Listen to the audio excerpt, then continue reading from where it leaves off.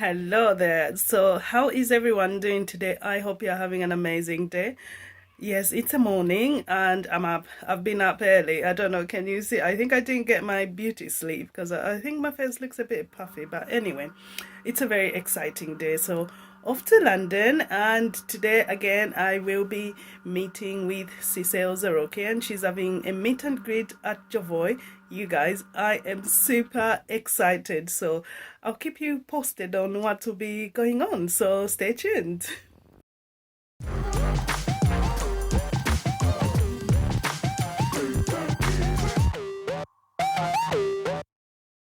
So here we are at JOVOY and we are waiting for the main event, so to speak, the star of the show, Cecile Zarokian.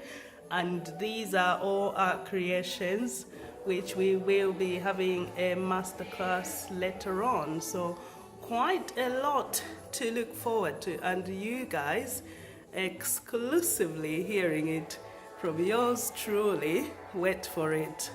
Look at these gorgeous stunners. So we will be going through all these. And look, NISHANE are here and they will be in JOVOY. Sorry, excitement. Yes, so here we are. So yes, all her babies are here, and obviously the new one, Material, will be here shortly to join the gang. So see you soon. Yeah, to come here, because I think it's probably the worst time ever to come by London. Like, it's, yeah, really a struggle. I mean, you have to fill so many forms, order so many kits for the COVID test and everything, but I'm here. Well done. Thank you. Thank you. Thank you. So, well, I don't know exactly. I mean, it's just casual, you know. So just because we didn't prepare. I mean, again, what's good, I think, it's just to have something interactive. If you have questions, if you have some perfume that you would like to smell together. I mean, again, there's no, let's say, no. Not board, but like guidelines or whatever. Because you know what I'm always wonder, I mean, how did you know that you could be a perfumer?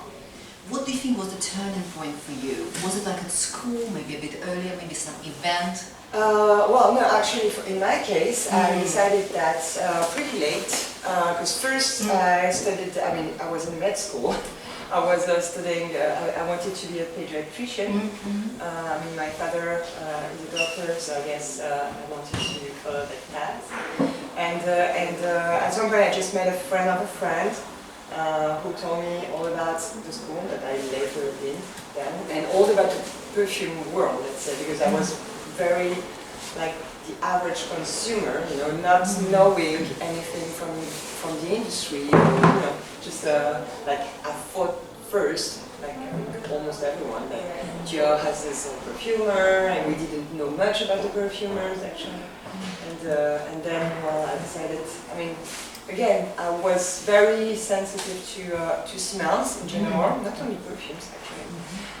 But I didn't consider it as a future position when I was younger. So, and then at some point I said, yeah, that's exactly when I studied to pass the test to enter the perfume school in Versailles, and I was having such a good time working, studying, that I was thinking, yeah, there might be something there, you know. I'm feeling so. I mean, I don't feel like I'm working. So yeah, there's probably something going on. And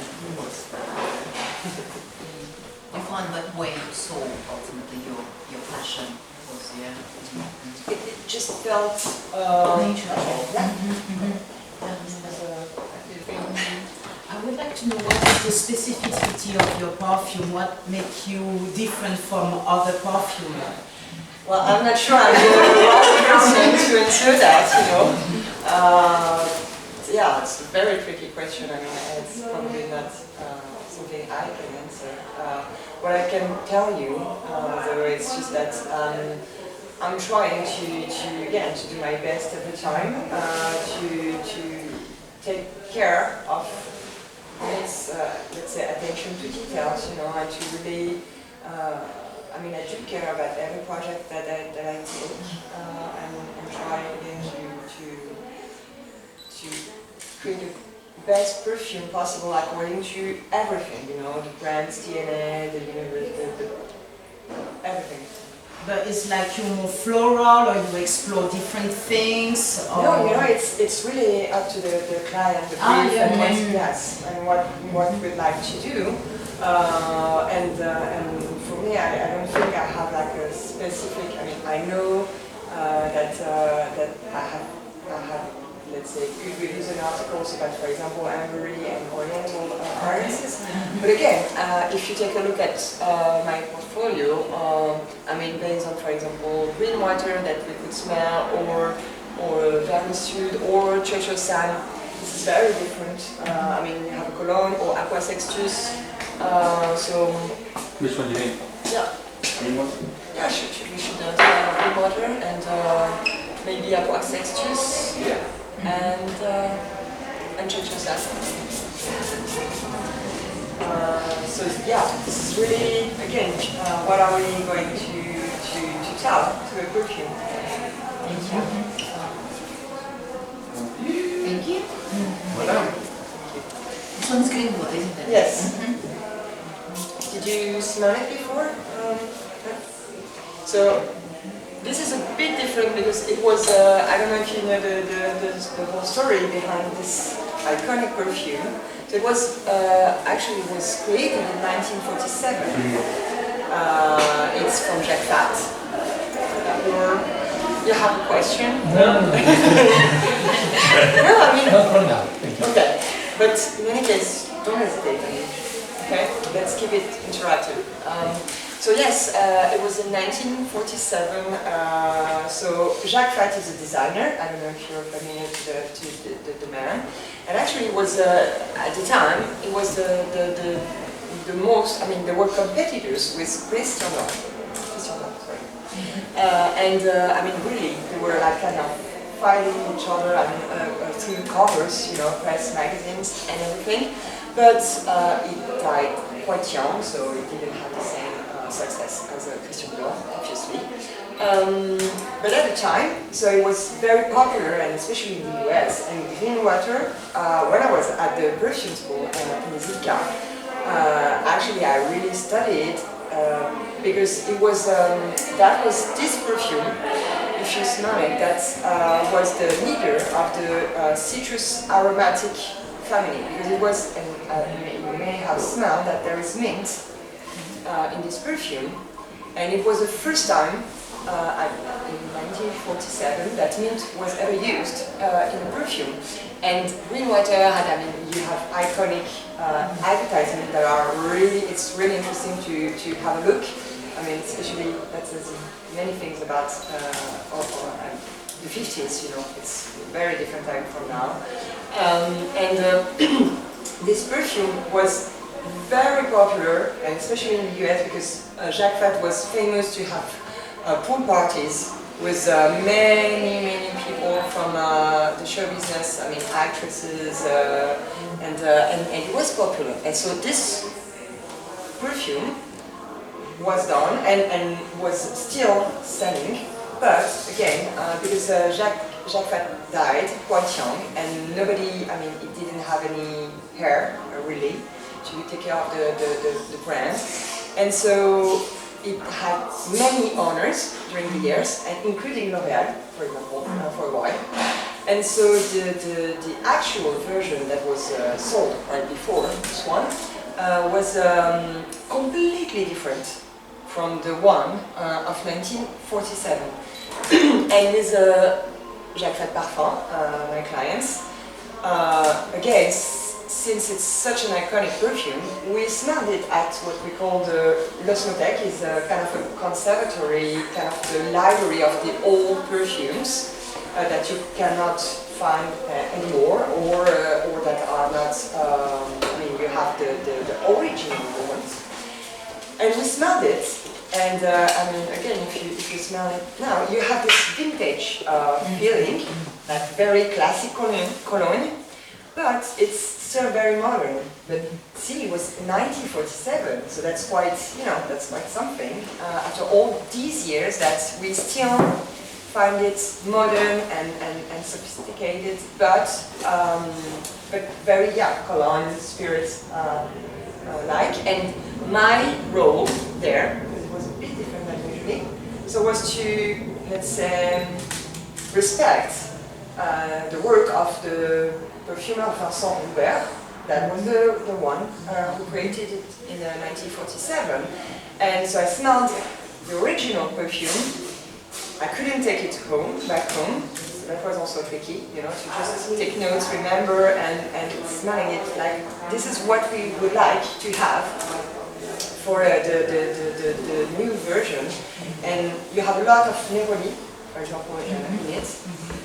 That's a very expensive ingredient in perfumery. And at the time, they really didn't care about the cost of the raw materials.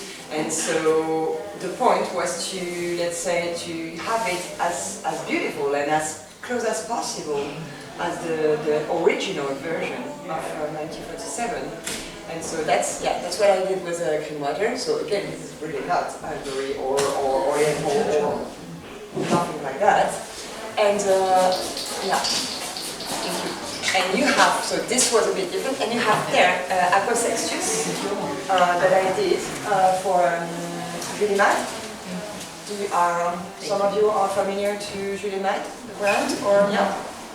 Thank you.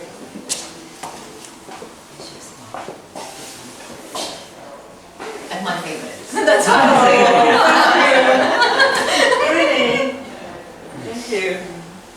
So this is very fresh, and the thing is, it was also the point to have a cologne, but that would be very long-lasting. That was kind of the brief, you know, to have this. So you have this freshness, this like citrus splash, watery, very refreshing. But I mean, you can keep the blotter and see how it evolves, and also on the skin. And you will have, let's say, more dense, more, deeper nuances developing through time that were really, let's say, La Provence. If you know what I mean when I say La Provence, the area in France, I mean, south of France, where you have all these Provençal smells, you know, smelling like many things that you can find there. That was for me a way to add some long-lastingness and some depth to the perfume. I mean, in addition to this very citrusy, very splash, refreshing top notes. So again, this is really not oriental or ivory. Speaking about some of your personal projects, maybe when you have freedom, how do you approach your method of creation from an idea to a final product? Well, you know, I mean, for my clients, the brands. When you don't have a brief, when you're like super free. Well, I don't like not to have a brief. Because that's one thing. I mean, it's my job is to create a perfume, but according to a brief, because it is really important. I mean, we have to know what we are going to tell. What's the story? Why are we doing this perfume? You know. So yes, I don't take products if I don't have briefs. But if it is a personal project, you would create a brief and then work upon it.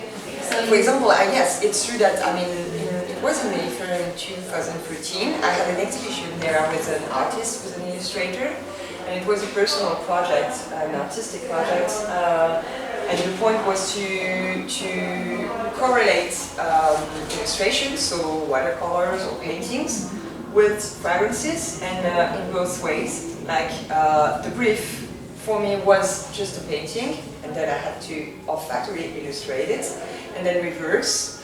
And the exhibition was first in Paris, and it was in MAYFAIR in 2013. And this, for example, yeah, it was when I created the fragrances in that MASQUE, the illustrator, then had to illustrate them, I mean, paint something. Then yes, I decide, but that actually is very difficult.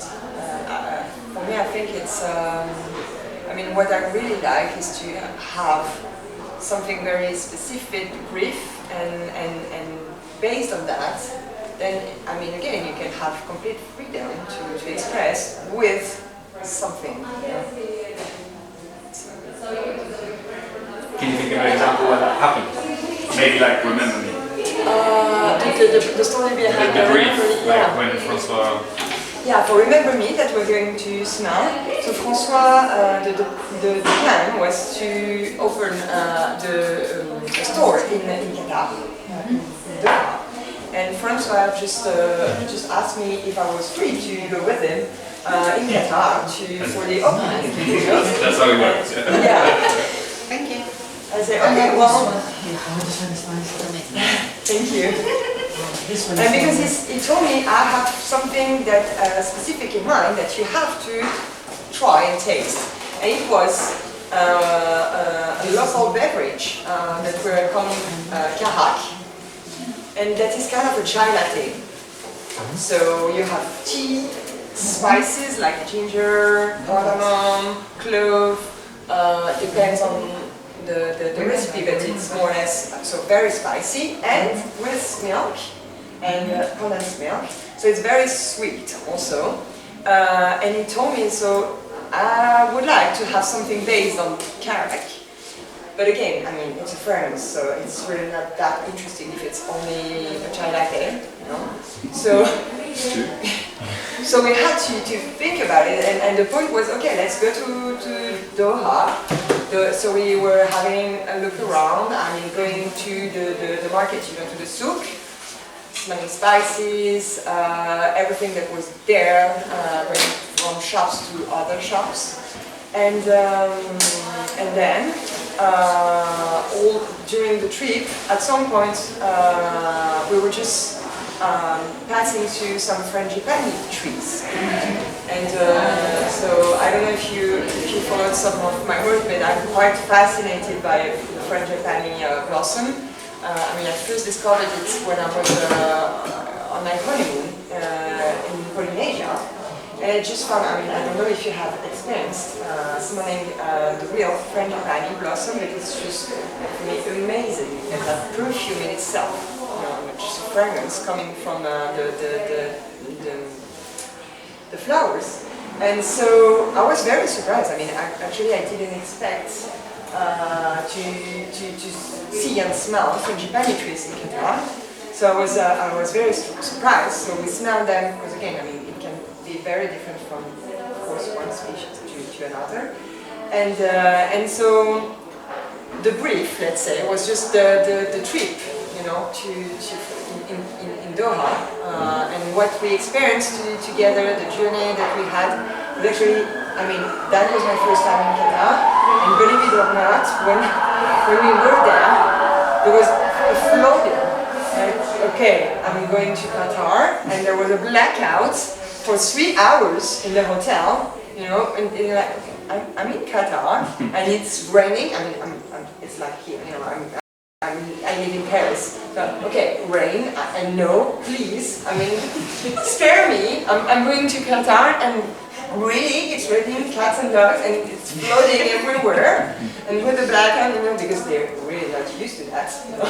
So, well, that was so it was a trip with many memories, and that was, I mean, we were discussing with François about, yeah, well, what could we have in this perfume, and chit-chat about our journey there. So that's how Remember Me came. So you have the chai latte that you can smell, but also the frangipani blossom, and let's say some, because again it's very, the chai latte, the karak is very sweet and sugary, so I had to balance it also, you know, with a more fresh and citrusy top.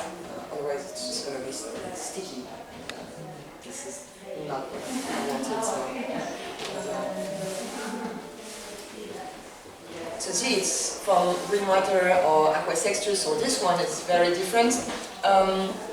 We could also what word have you in mind? Maybe NISHANE? Yeah. I mean, Annie is the one everybody raves about, but I guess this one is completely different to the other. Yeah. We've smelled already. Yeah.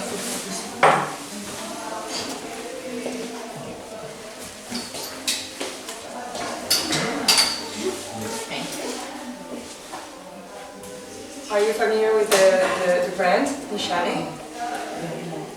And honey? Not even honey? No? Okay, we will smell it on a also. Go ahead, please share your thoughts. I mean, don't be shy. I can't be the one always talking.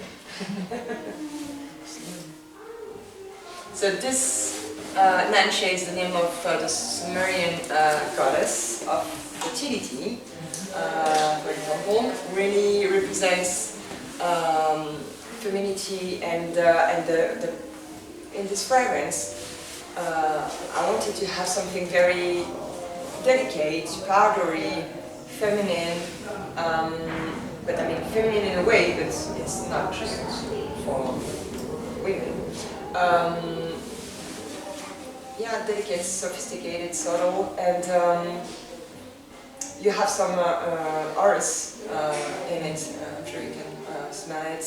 Yeah, powdery, and again it will develop deeper and deeper, but it's quite long-lasting because both, I mean, Nanshe and Annie are, I think, 30%. Yeah, 30%. Maybe we can smell Annie also. Yeah. Remember, there's the next one, NISHANE. Yeah, we're gonna smell Annie because there was quite a buzz, let's say, hype around this fragrance, and honestly, I really didn't expect it. I mean, because I mean, it might sound weird, but when we had when I worked on the fragrance. Thank you. So we thought, okay, well, that's what we want to have, but we were thinking, yeah, maybe it could be, I mean, again, we're very happy and proud about it, but it might be a bit edgy. We thought so. And because again, you have some, especially with the green notes that you have on top. And I mean, the good surprise was that, okay, it's going to be good, but it's going to be, let's say, a small audience, you know, because, again, it won't please anyone, you know. And the good news was that when this perfume, it went crazy, like the sales and the word spread, I mean, really. And everyone, the funny thing is that when we worked on it, we heard when it was on the social medias that everybody was calling it a vanilla fragrance. And we're like, really? Okay, well, of course you have vanilla, but for me, Annie, it's a green, woody, green spicy, woody, oriental, okay, and ambery vanilla fragrance. But for me, vanilla fragrance was just one part of the thing. But again, I mean, who cares about what is called, or, you know, it's just as long as you're enjoying, you can call it a vanilla fragrance or whatever. It's just that if the point is you feel something and you're happy to have it. So yeah, that's and maybe we could, I don't know, could we smell? Ah, je vais ici. Pauline, est-ce que tu peux prendre dans mon sac juste qui est à côté le petit matériel? I wanted you to smell the new, another, a real one, I would say. I mean, it was made for that. vanilla fragrance that you can find in the discovery set, the box, I would say more. You pitched everyone already with that? AMOUAGE'S in there, yeah. It's in the box, yeah. We don't stock them in the UK, we stock them in Paris. Yeah. So you have heard about the box, right, already? And so you have it. It's not in the store, but so it's for AMOUAGE'S, the new fragrance material that I did for AMOUAGE'S, and this is really, for me, this was meant to be a vanilla fragrance, because really based on vanilla absolute, as you can smell. And if you're familiar to the vanilla parts, it's not just sweet, it's very leathery, animalic, and it's more, it has more depth, it's really complex, textured, and this for me was really all about vanilla, but of course you have some balsams like frankincense, benzoin, labdanum, you have some osmanthus, again, so it will get a bit more texture and complex and rich. But for me this was a vanilla fragrance, really, let's say, vanilla centered. And a huge project, because I'm sure you're familiar with AMOUAGE'S. And the first, it's also in the box. So this is the last one, but the first perfume I did actually when I was still a trainee at the time is Epic Woman for AMOUAGE'S. And so for me, it's very special to be back to AMOUAGE'S 12 years later, and especially as an independent perfumer now. So yeah, that's you have in the box the Epic Woman, if you can smell, and Mateo. Do you have it, or we have to spray it from here, the Epic Woman? Yeah, we don't have any. We have to spray from there. Okay. We can do that. Yeah, I think it could be, because again, it's there you have really, let's say, a full range of. I mean, I'm lucky enough that I have many brands that I have worked with in JOVOY. I mean, it was based on JOVOY Paris, but you have again, as you can see, most of them also here in MAYFAIR, and so they do have AMOUAGE'S in Paris, and I think it's could be interesting to. Especially your first one as well. What's the leverage it takes actually from the brief to the fragrance that is maybe signed off, as I say? Sorry, what was the question? What time do you think on average it takes from brief? Really, it depends. Yeah, it really depends on the brands, the timing, schedule, launch, trade shows. I mean, no more trade shows, but before. So yeah, it really depends, but I would say months in all. But, so here, yeah, it's Epic Woman. So the first perfume I did ever, and for AMOUAGE'S in 2009. And so it's really about we have again this AMOUAGE'S patina with the frankincense a lot, and the rose, because it was kind of inspired by the Silk Road at that time. So see, from Green Water, Aqua Sextius, Nanshe, Epic Woman, or Mateo. Yeah, it's really about, okay, what's the brand, what's the brief, what's the story, fine.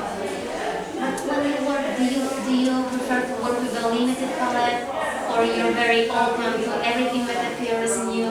Because there is a trend of just having some molecules that are new and are on hype in your perfume, and there are perfumers that are more towards, I know my stuff, I know my material, so I would stick to those.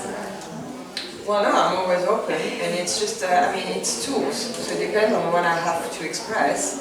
I mean, I will use the new molecules if I need them, and if I don't, I will just stick to, you know, it's really, I'm trying to find an example, but it's like you just choose whatever you need in order to achieve what you have in mind. And of course, I think you have to be aware of the new things, as long as they are interesting and relevant, of course. I mean, if it's just a gimmick, then I won't use it, but if it's worth checking and worth using, of course, I will. And I was thinking maybe we could smell, because that's also something very important for me, we could smell private label, maybe, because that was the first project I had as an independent, and actually that's how it all started. I mean, first, so I was trained in Webete, I don't know if you're familiar to it's a fragrance house with many perfumers, and so when I was there, I created a woman for AMOUAGE'S, and in 2011, I started my own company as an independent perfumer. And so the client I could have was AMOUAGE'S, and I contacted JOVOY and François, because they were the only one at the time with the Galerie Lafayette to sell AMOUAGE'S. And so we talked with François, and he told me, come by, and I have briefs. And this private label, the fragrance, so was the first project, the first perfume I won as an independent, and how it all started. So you have a very woody oriental fragrance here. I'm sure you can smell that. And it's based on that. I mean, maybe you can confirm. I don't know for the UK, but it's one of the brand with the bestsellers. Yes, it's definitely in the top 5 for sure. Of the brand, and so that's also how it started. Because when I started as an independent, so some people were smelling my work for François, for JOVOY, with that, and the candle en gros premier. So this was the 2 fragrances I did first in 2011, and yes, I mean, based on that, one client led to another, and here I am. And how do you decide that this is the final version that will go to the market? That's a good question. Yeah, it's a discussion between the creative director, I mean the brand, and me. And we have to agree that at some point, let's do that. I mean, are we satisfied, of course, enough with it? And the funny thing I would say, I mean, in my case, I don't have many back and forth with the brand, actually. And I would even say that, and Pauline can confirm that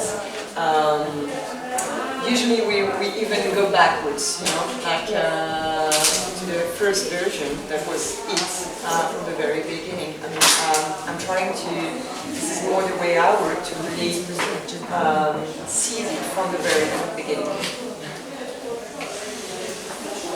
Thank you very much. Thank you. We're a little bit probably waiting. Okay. Thank you. Thank you very much. Thank you very much. And I don't know if you have the list of the Yeah, the perfume. There is a little okay. In the box, yeah, there is a list. Yeah.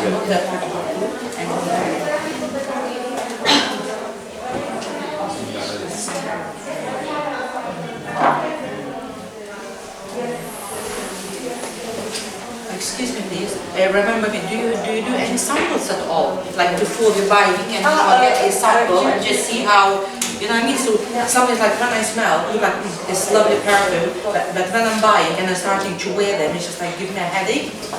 So this one, remember me, and in NISHANE in Nanshe? yeah, it's lovely. Yeah. Thank you. Yeah, I think you can ask maybe, I mean, Oli would know better about the samples.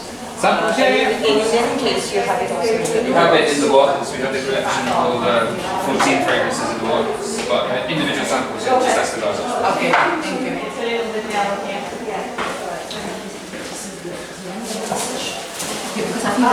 But yeah, we are going to have to swap because the next slot's Thank you so much. Thank you. I have a question. Well, usually I'm wearing what I'm working on. Just to but I mean, if you're talking when I just like, for example, go out and I'm not wearing one of my creations. Which one is This one is Remember Me. From JOVOY. Remember Me is really This one. Nishane. It's the right name, remember me. Remember Me.